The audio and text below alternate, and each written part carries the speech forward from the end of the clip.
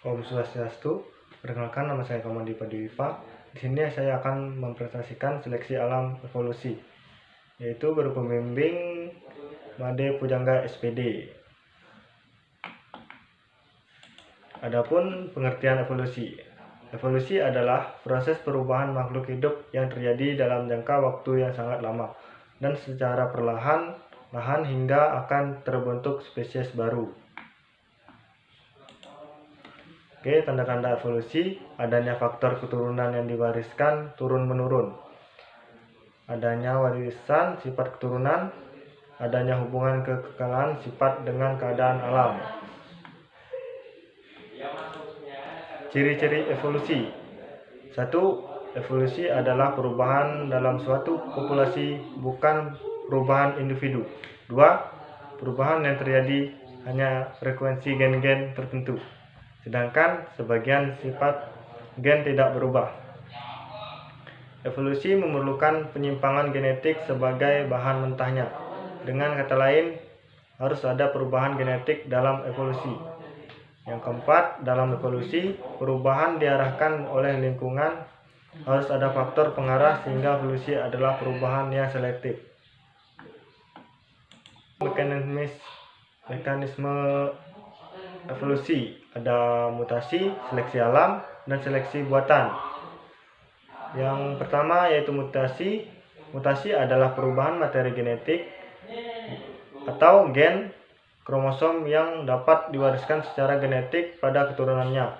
Mutasi ini akan menghasilkan alel baru, kemudian melalui proses perkawinan atau kombinasi akan menghasilkan variasi baru. Yang kedua, seleksi alam. Seleksi terhadap anggota populasi sehingga anggota yang kuat dan sehat yang dapat bertahan hidup. Yang ketiga, seleksi buatan, yaitu seleksi yang dilakukan manusia, dilakukan dalam rangka untuk memperoleh keturunan yang lebih baik.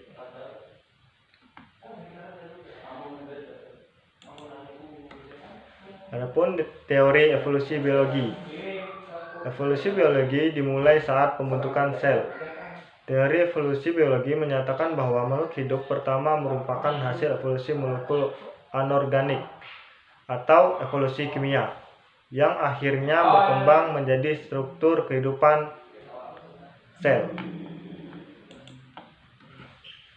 Adapun Jean-Baptiste de Lamarck tahun 1744 sampai 1829. Ialah seorang ahli biologi Prancis yang menjelaskan evolusi berdasarkan suatu gagasan bahwa perubahan pada suatu individu disebabkan oleh lingkungan yang bersifat diturunkan, disebut teori Lamarckisme. Contoh klasik yang digunakan untuk menggambarkan teori evolusi ini adalah jerapah memiliki leher yang panjang karena kebiasaannya memakan daun-daun dari pohon.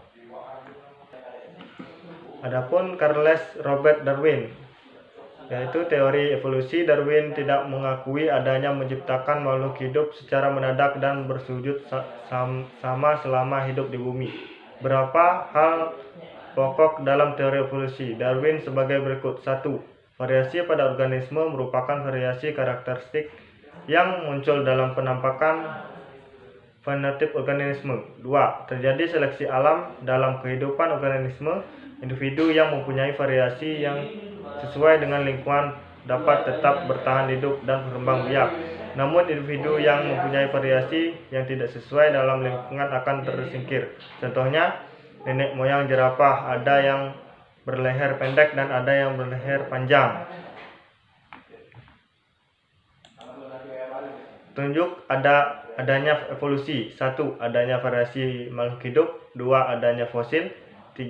Ada homologi dan analogi alat tubuh makhluk hidup. 4. Ada embriologi perbandingan. 5. Ada perbandingan fisiologi. 6. Ada petunjuk-petunjuk secara biokimia. 7.